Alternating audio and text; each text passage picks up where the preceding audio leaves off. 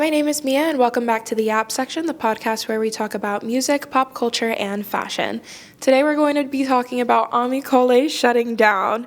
If you didn't hear already, Ami Coley just did a recent interview with The Cut detailing exactly why they're shutting down and the broader kind of implications for Black-owned businesses. Black-owned businesses kind of receive only 1% of VC funding, and while we saw an increase of this funding back in 2020, we're also seeing the rapid decline of it.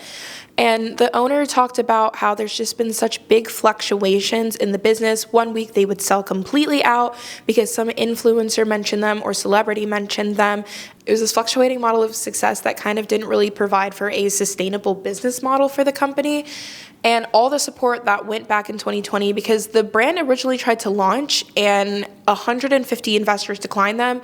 And then suddenly, post George Floyd, when DEI was really being pushed, when Black-owned businesses were really being pushed, people were scrambling to give the company money. But we've seen in the last 6 months or so, and even before that, that there's been rollback after rollback after rollback on DEI, on funding Black-owned businesses, on promoting Black-owned businesses. Like, so much of it has just been revealed to be performative, and it's coming at a cost to these Black-owned businesses because they're not getting the exposure necessary.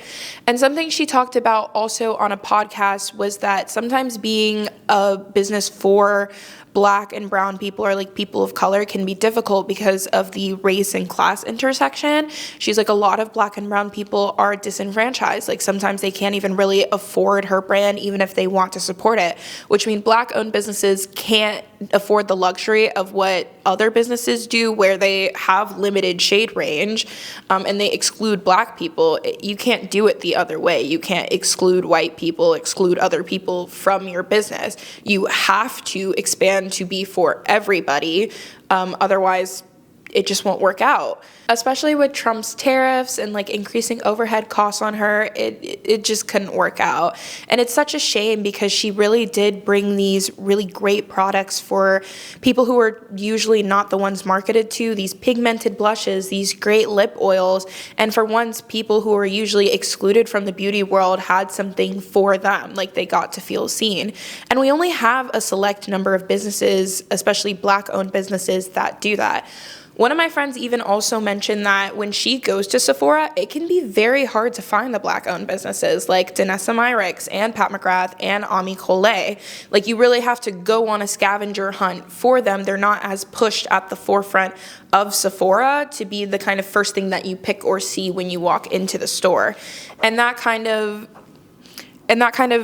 support, but not really support, ultimately just still sets up the businesses for failure. You can say you're supporting them, but if you're only saying it and not really providing the structural bones to do that support, then there's no support. It's a ghost of support. It's dead in the water. We really need to take a deep evaluation into supporting Black-owned businesses, businesses by women, businesses by people of color.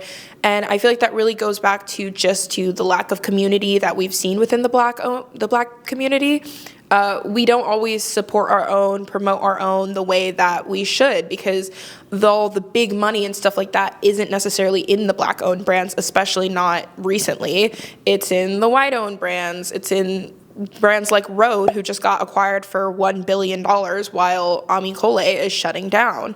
And Rhode faced backlash for not having enough shade ranges, and they fixed it. This isn't a total criticism on Rhode, but for a brand that already started out inclusive and really was made for everyone, to not get that same kind of funding, attention, backing, all that kind of stuff is really disheartening to see and almost kind of discouraging to see. So this is your reminder to go out and buy one Black-owned brand today if you're planning on buying something today.